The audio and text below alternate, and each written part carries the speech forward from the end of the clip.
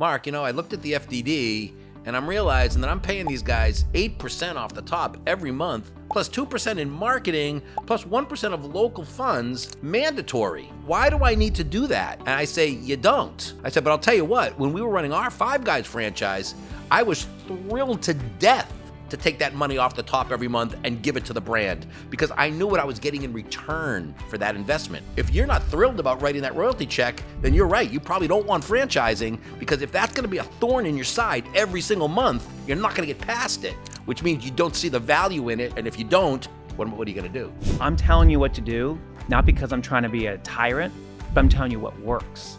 And I'm trying to encourage you that when you're a pioneer, getting off on your own, you don't know what's going to happen. You don't know what's going to take you out. When you're with a franchise, at least, they've already got the path going. They have a lot of different areas that show success, and they're just say, hey guys, I need you to come this way. Sometimes you just have to look at zero and not be scared of it. And when you're not scared of that zero and you put the faith in yourself to say, I can do this. There's no way I'm going to fail at this. I said, as long as you get to that point, then you don't worry about a zero and this business over here does X, because you can get the X. But you're going to have to put some effort into it. Welcome to the Zero to Profitable Franchise Podcast, the best place for you to come to figure out the right franchise to buy and how to get and stay profitable. My name is Tarek Johnson, and I've bought, grown, and sold multiple franchises and got myself free from corporate America, and now I'm on a mission to help you do that too. Here you'll find some of the most in-depth profitable franchise secrets, tangible strategies, and specific mindsets to help you create your dream life through franchising. All right, so let's talk about the pros and cons of buying a franchise. And naturally, at some point, a lot of people are asking themselves, should I buy a franchise, start a business, or nowadays, should I buy a business, like buy a non-franchise business? So let's start with Chris. Like, what are your thoughts on that topic overall? When someone's asking you, like, hey, what? Like, should I do my own thing? Because you've started businesses from scratch. Yeah. Well, I like to use the idea of this is a mom and pop. This is a pioneer. Are you ready to be a pioneer? Are you ready to do it yourself and start from scratch and create all the forms and create all the channels and create all the marketing? I said, are you ready to do that? Because it's a lengthy process. It can take a lot longer to get to the type of numbers you're trying to look for because you just have to figure it out. Everything is going to be a figure it out. Every aspect of that business. And maybe that's you. Or you look at a franchise opportunity, and a franchise opportunity is like, all right, I already have years of all that figured out. I have all the suppliers, I have all the vendors, and basically we're going to flick a switch. We're just going to turn it on.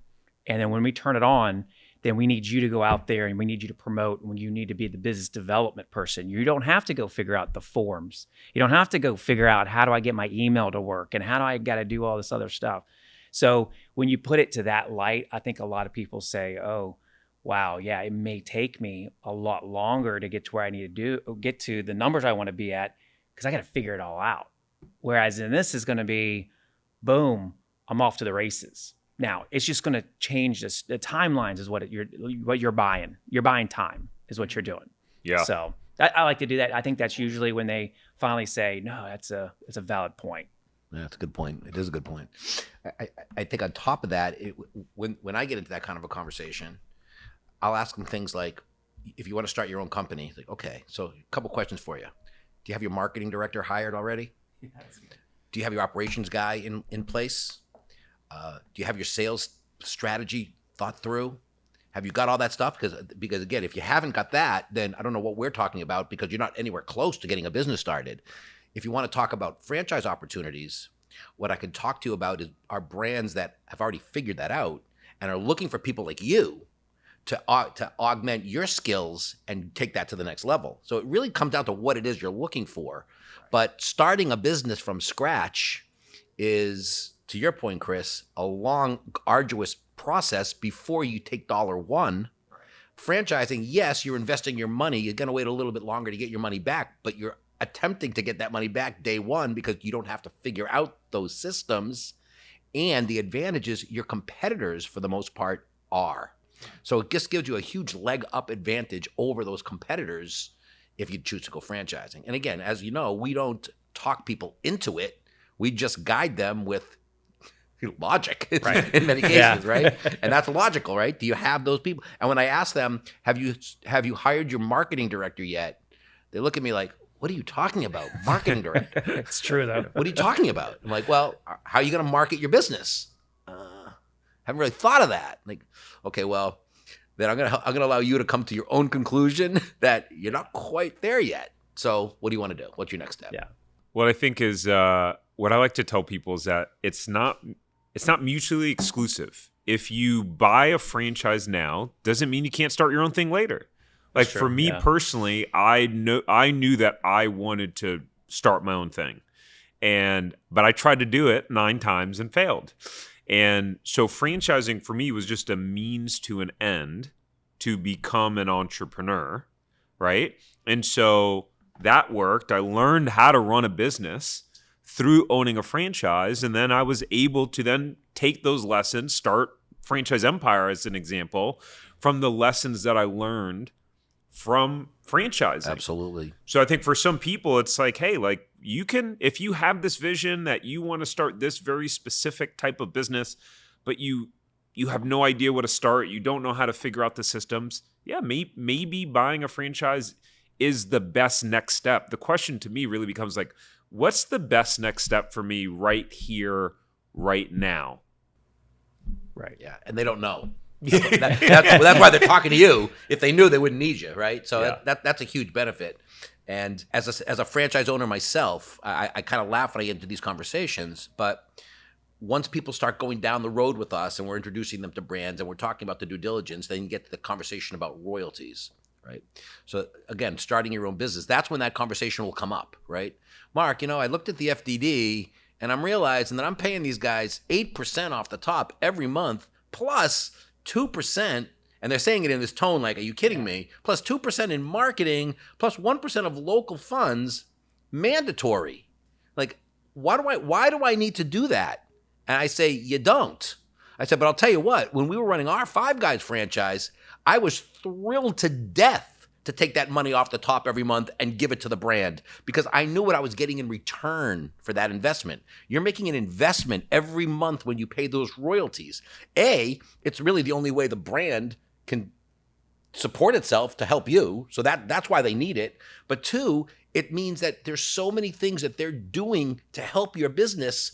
So me as the franchise owner can focus on the 3 or 4 things that are tremendously important, and that's how you get successful. So I turn it around into, if you're not thrilled about writing that royalty check, then you're right. You probably don't want franchising, because if that's going to be a thorn in your side every single month, you're not going to get past it, which means you don't see the value in it, and you're not going to. And if you don't, what are you going to do? So that's a nice opportunity to use. Why don't I start my own business to help them understand the real value of the franchise system from the support they get? And if you do it after they've already met some of the people at the brand, it starts clicking for them. Like, oh, that person does all that marketing for me. Oh, I get it. I don't have to do that part of it. So, And it coming from a franchisor side of things, from my wife and I, when we started our business, was we already did all that. So we did the pioneering of figuring everything out. We did all the pioneering of getting all the different suppliers. And I mean, it sounds even stupid to say forms, but when you're starting from scratch, it's all from scratch. And so there's time, there's energy, there's money, there's all these things. And then you also have some history to know what works and what doesn't work. And so that's part of that, where you're like, I'm telling you what to do, not because I'm trying to be a tyrant, but I'm telling you what works. And I'm trying to encourage you that you need to do the path that I'm trying to tell you to get on. Don't go your own path. I like to use that analogy like landmines. When you're a pioneer getting off on your own, you don't know what's going to happen. You don't know what's going to take you out. When you're with the franchise, at least, they've already kind of figured it out. They've already got the path going. They have a lot of different areas that show success. And they're just say, hey guys, I need you to come this way. So even when I talk to candidates, I like to tell them right away. I say, hey, listen, they say, well, what about all this money? They want me to spend X amount of money every month on marketing. And I said, because they know it works. right. Because they know. They have all the history. They have all the data. And they can just show it to you and say, if you do this, we're going to say that you have a greater probability to be successful if you keep doing that. And that's kind of the guide that you're looking for. So, that's why I always say I'm all about franchising. I think it's the way to go. Hey, so I recently put together a list of 5 low-cost franchises that make $1 million or more. If you want to see that list, then click the link below in the description or go to franchiseempire.com/low cost. Let's get back to the episode.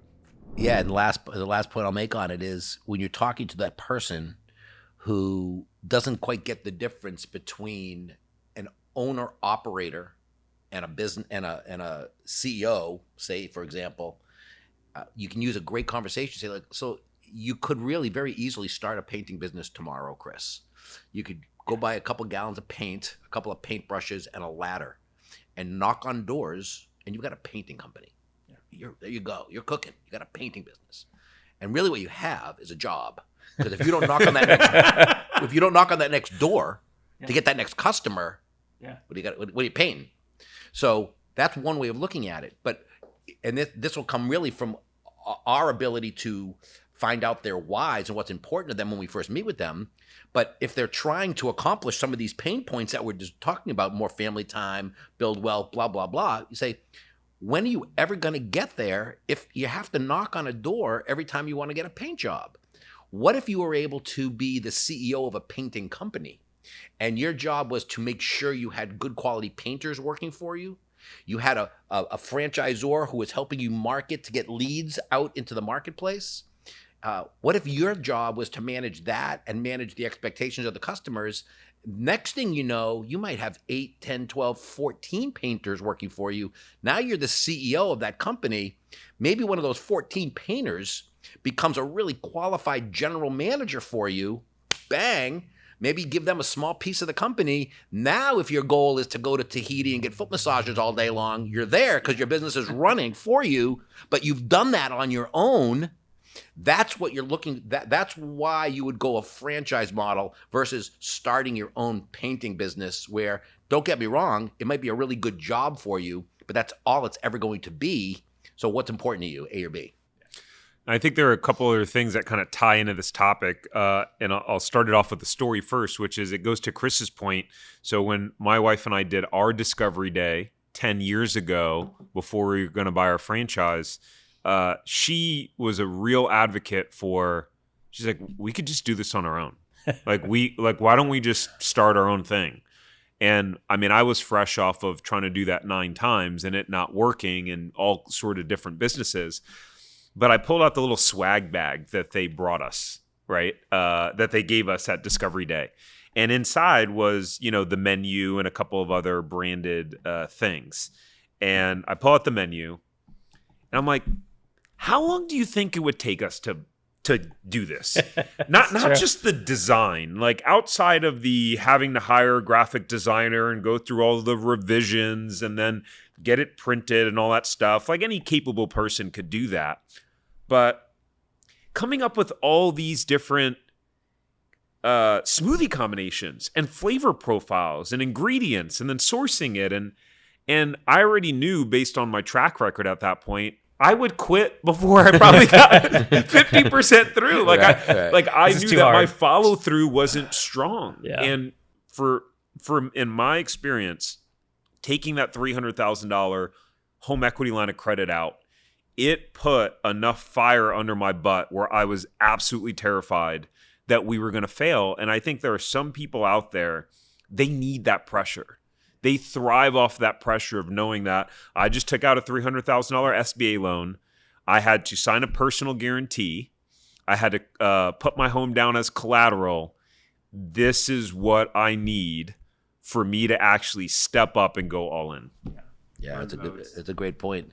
And unfortunately, when we get people on the call for the first time, they don't know any of that. So that's where our job comes in, educate them. Because again, once you sign that loan document, then it gets real. But we know once they sign that loan document, our job's over. They're probably going to buy that franchise in that time, right? So getting them to the point where they're okay signing that loan paperwork, that's where the work comes in. Yeah.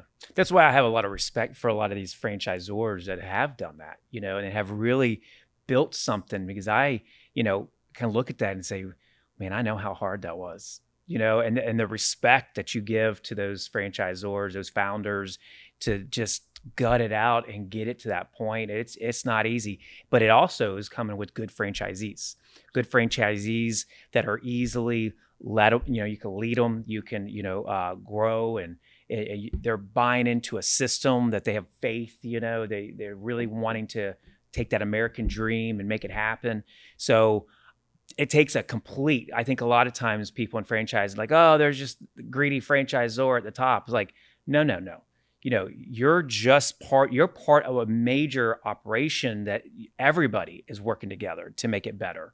That franchisor and that team is constantly day in, day out trying to figure out, how do I support those franchisees? How do I make sure that they're going to be successful? How do I make sure that they're able to continue to expand and grow?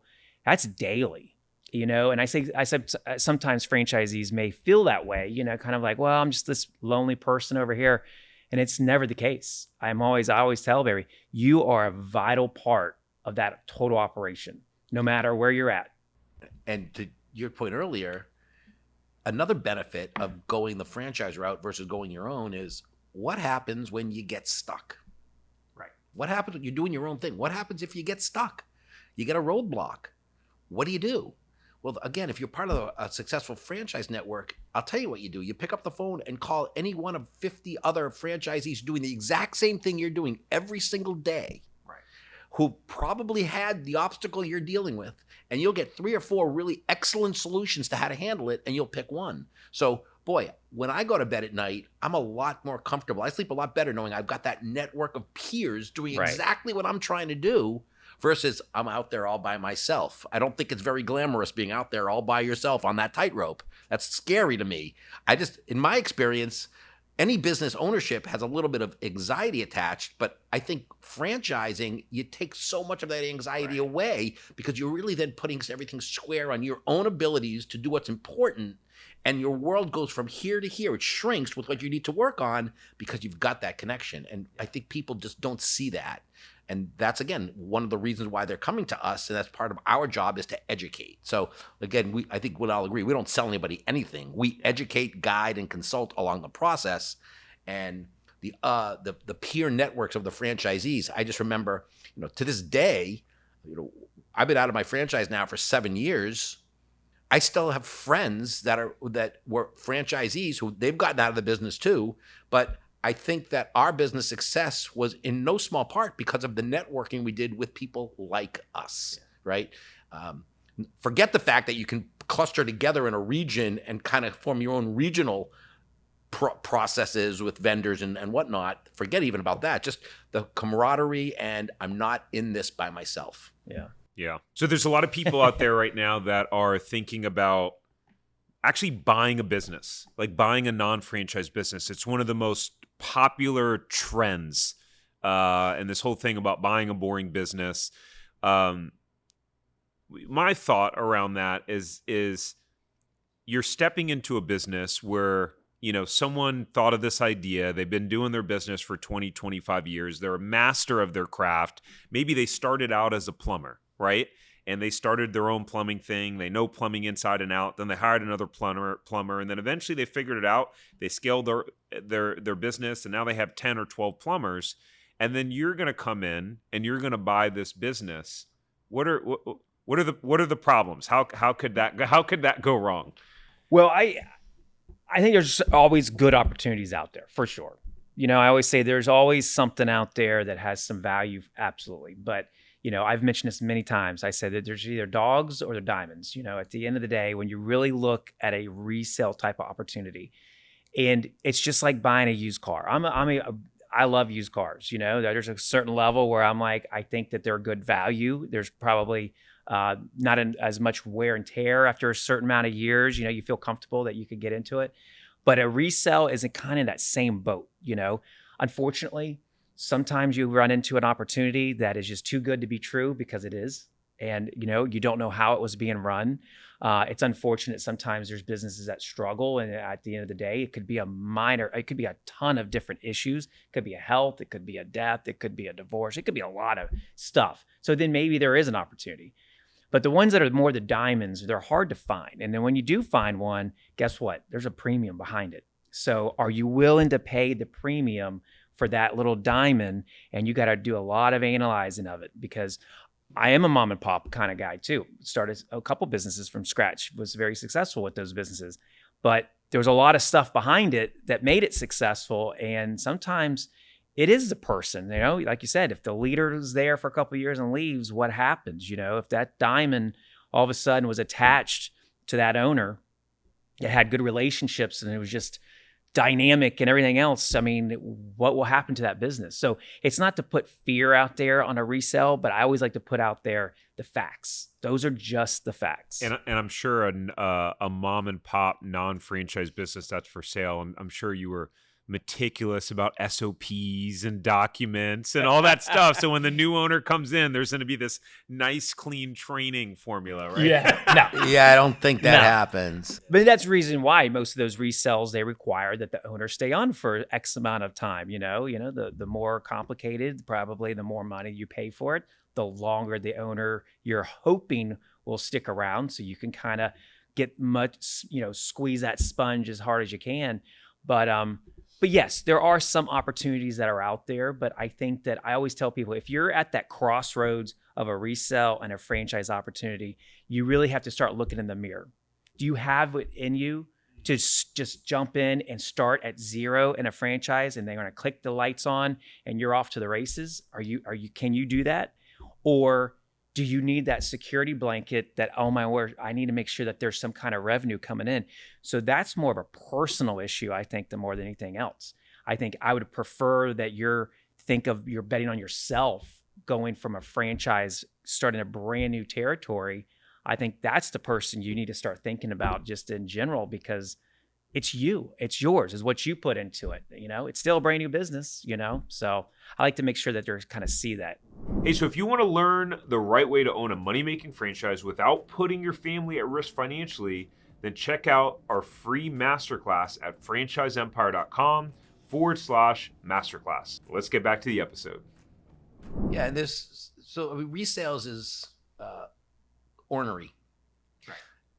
But there's resales that are not franchises. Someone who owns a business, and to your example, someone who sells his plumbing business, that's a resale. And then there are franchise resales, right?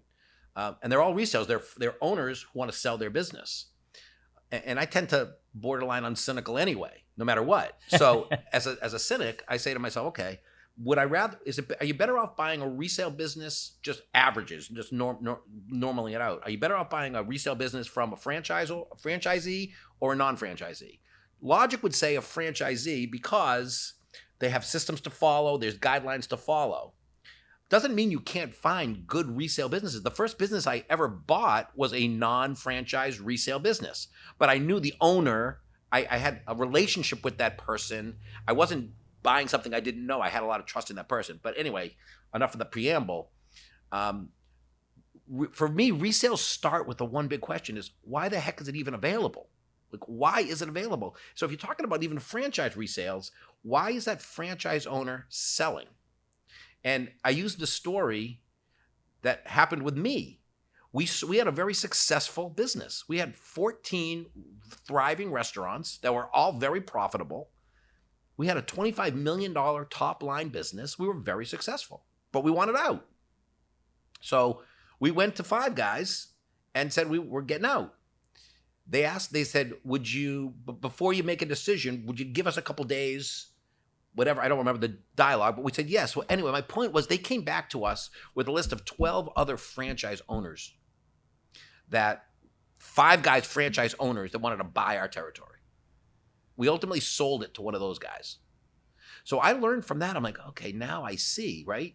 Why would any Five Guys franchisee who wants to grow their business not want to buy us out? We were profitable. They were Five Guys franchise owners. They knew how to run it. It was not seamless, but you know what I mean? They had infrastructure. They knew how to do it.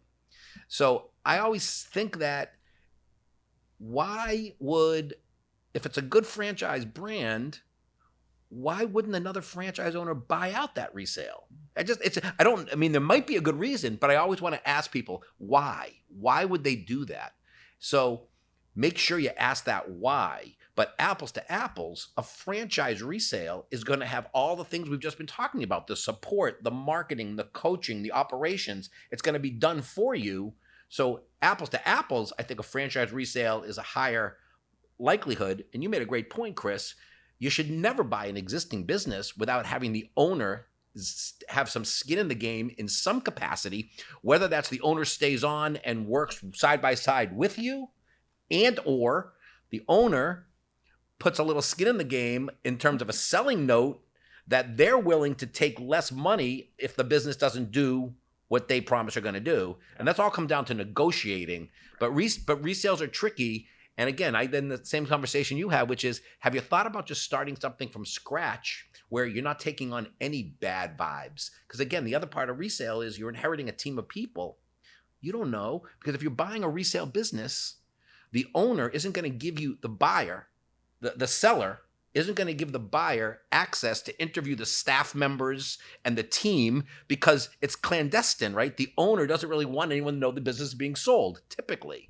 So what are you inheriting when you buy this business? You got a staff of people, for all you know, half of them are related to the owner and are walking out the door day one. I mean, those are the risky things that you have when you also spend $400,000 or $500,000 on that business. For half as much of an investment, you're starting something from scratch with none of that risk, none of that turmoil. So again, are they opportunities? Yes, but I think you got to be really, really cautious on any resale before you roll up your sleeves and dive in. Yeah. Yeah, and I think what people appreciate about, us and making content is that we're real with them. So I think the reality is that buying a franchise isn't for everyone. And maybe some people should go buy a mom and pop business. Maybe that's going to serve them, their personality style, and their needs the best, right? Like that situation. And then in terms of resales, is the interesting thing is sometimes, here's the beauty about business. You can go as hard as you want, and you can just chill if you want. And I think sometimes there's maybe franchisees who are like, hey, I already got 2 territories. I'm good. I'm making whatever. I've replaced my income from corporate America. I've been doing this 6 or 7 years. I don't want to go bigger. I'm content with kind of my life and my lifestyle now. I think that's one of the beauties of just kind of entrepreneurship in general. Absolutely. Yeah. Everybody defines success their own way. No I question. always say that resales is a different animal. It's a different beast, between even funding and financing it to operation. I mean, it's everything. So I always like to bring that kind of up. We sold our gyms a couple times. We sold the same gym twice, so it was just situation changed. And then it was like, you're back with it. Then you got rid of it again. So, it's just a different animal. And I go to that same point with you, Mark. It's just, sometimes it's nice to know you're starting at scratch. Yeah. And you have exact path that you just, A, B, C, a resell. There's some good ones out there, but man, it's all over the place, and you got to be really prepared for that too. The surprises, like you said. Yeah. New has a lot less obstacles. And I think another point here that I think we've learned is people don't know, right? People who have worked in the W-2 corporate world their whole lives, who want to get out for a variety of reasons, whatever those reasons may be, they don't really take the time to think it through. They don't know. So they say to themselves, I'm making $180,000 a year in my corporate job as a corporate tax accountant. I want to replace that income. This business for sale has seller discretionary cash flow of $180,000. Right. So I'll buy that business and out of the gate, I can quit my job and I'm making $180,000. That's what they think. Yes. But it's not usually that way. It's like that $180,000 of seller discretionary income probably has no debt attached to it, right? Yep. So take that debt out of it, right? Maybe that $180,000 includes or doesn't include any money that the owner has made. So that $180,000 means you're not making any money. Well, who knows? I'm kind of spilling over my words here, but the people just have this misconception, or not a misconception, the conception that it's going to be so simple. I'm just going to buy this business. I'm going to quit my job. Next thing I know, I've got this $1.8 million business with this team in place. The money's going to come rolling in. And like I said, I'm going to be in Tahiti getting my foot massages. And it just doesn't work like that. And because of that, though, when one of these businesses becomes available, whether it's a resale through franchising or not, the list of people who are interested in it is miles long because they're looking at it for the wrong reasons. So that's why we tend to guide people into funding. If you really want to get in the resale game, make sure you've got money and you can tell the people, the selling partner, day one, I'm qualified financially. Here you go. Because if not, you're at the back of the line. And I had this gentleman from Reno just yesterday or Tuesday, and he's been looking at resales for 18 months. He hates his job. He's got this little tour. He's a business owner. He's got this little tour boat business on what's the lake? Lake Tahoe. Sorry, Lake Tahoe. But he's competing with like 1,000 other people. He's just kind of eking out a living. He hates it. He's miserable. He's a nice guy, and he found this broker who is just not able to get him any resale. So he was very frustrated. I just kind of got into the conversation about, have you considered going another route other than resales? Because again, you're learning how tricky resales might be or how difficult they might be. And next thing you know, he's on my calendar for a brand presentation in the next couple of weeks. We're going to look at some new brands, and the Lake Tahoe area in Reno is a great area because a lot of what we know is really great brands have availability.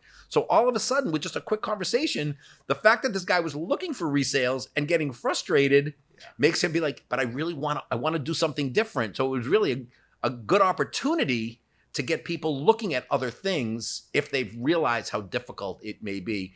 And I think, just making up numbers, 99 out of 100 people looking for resales never buy them. Yeah, it's fear. It's fear because that's the fear of supplementing that income for most of the people that are looking for that kind of situation. Similar situation. I had a lady that was in Dallas. It's the same thing. She's like, I've been looking for a year and a half for a resale, and I said, well, you might keep looking. You're going to keep looking. I said, shockingly, you're probably going to find a real good one, but it's 4 hours away. It's in Houston or it's in Charlotte or anything like that. I said, that's just the nature of the beast when you're looking at stuff like that. It's a needle in a haystack. And I said, it's more of a fear that you're saying than anything else. But I also told her the downsides of just even buying it, even if it was a perfect situation. Like you said, it had cash flow positive, it had this. You don't know what you don't know. And so yeah, she's on now. I'm presenting her some brands because I kind of told her, I said, hey, sometimes you just have to look at zero and not be scared of it. And when you're not scared of that zero and you put the faith in yourself to say, I can do this. There's no way I'm going to fail at this. I said, as long as you get to that point, then you don't worry about a zero and this business over here does X, because you can get to X. But you're going to have to put some effort into it. No question. So, and Tara, to your point earlier about how buying franchises isn't for everybody, it's just so true, right?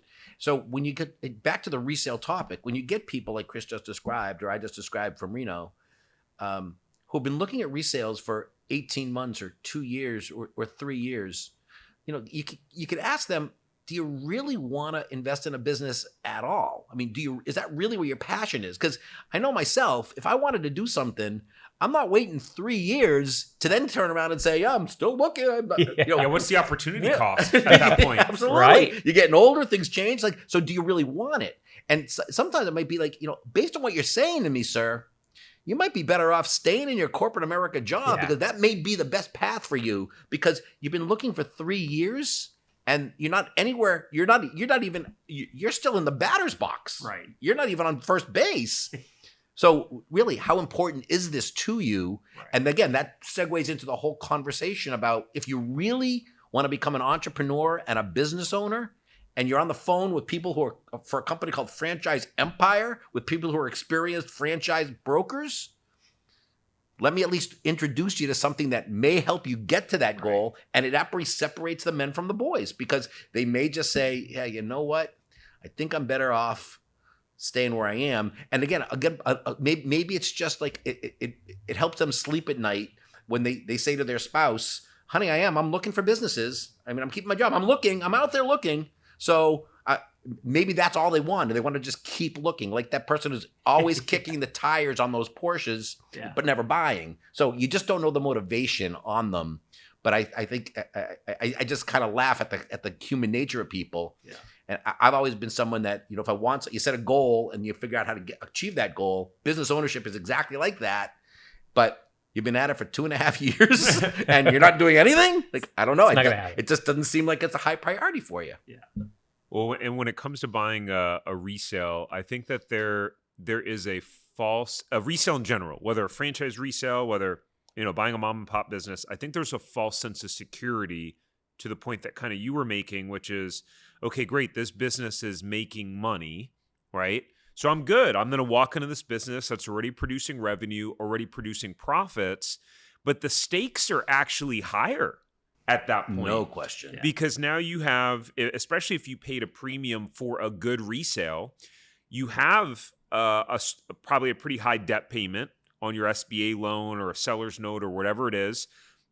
You probably have some key employees in that business where the performance of that business is dependent upon those people working for the business. And all of a sudden you come in and for whatever reason, they don't like you. They don't get know along with you. Right. And all of a sudden they're like, well, your top salesperson just left. Your top whatever person, operations person just left. And now it's like, oh crap, the stakes are that much higher. No question. And one of the things that I used to say to people, and actually I'm going to go back to it because I think it's kind of clever, is one of the best ways to find a good franchise resale is to buy a new territory in the brand. You're absolutely right. Because to your point, when people go to sell, you can build up a relationship intentionally. It's not going to happen overnight, but when your neighboring franchisee goes to sell, great. There you are. Now you know the business. It's going to be easier for you to get it. One of my buddies who owns, I think, 11 territories of budget blinds now, he started with one. Wow. Now, they did start buying a resale, and their thing was they would buy average performing territories and get to work, roll up their sleeves, right? So I think a lot of people want to buy resale too because they're like, I can buy it. There's a team in place. I can chill. I can work part-time, right? No, he bought it. He rolled up his sleeves, and then they gradually kept buying up neighboring territories. And now anyone in a 2-hour radius of the market they're in, whenever they're looking to get out or sell, guess who they go to? Yeah, they go to him and their business partner. That's how they got up to 11 territories. Of course. And that's a perfect example. And I laughed when you were saying it because not only are people misled thinking I'm going to inherit this business and it's got this existing team and all the things you just said, but they also then believe they don't have to work at it. Yeah. They really believe it. Like, I'm going to buy it. I'm going to keep my job. It's been running for 3-4 years. I work 60 hours a week as an IT guy. I hate it. It sucks. I make 180 grand a year, which I like. So I'm going to keep that because I need that cash flow. I can't live without that 180 grand. I get it. I'm going to buy this business, all those things, all those risks you just described, and I'm not going to work there full time. And I'm like, what? Really? It's a great strategy. Yeah. It's like, good luck. So to your point, your best salesperson is going to leave. Well, if you're going to buy that resale and you want to make sure that person isn't going to leave, get in there day one, roll up your sleeves, get to know that person, understand that person, help that person find a chance to be success, aka leadership, bring leadership and management to the table. But please, for the love of God, do not spend the money and then stay in your job and call in once a week and see how things are going. Because eventually someone ain't going to answer that phone call and your business is down. So some people just don't. And again, we laugh because we're in the business. It makes sense why people don't understand that. But again, that's where it separates the men from the boys. When they hang up the call with us after the first time, they go back to their spouse and they're like, yeah, I don't think it's going to work because they're saying I got to quit my job to make this work. But that's the best. That's the best advice we can give them. So we can sleep at night knowing we might not have a candidate here, but for that person's life and well-being and family situation, it's the best thing for them.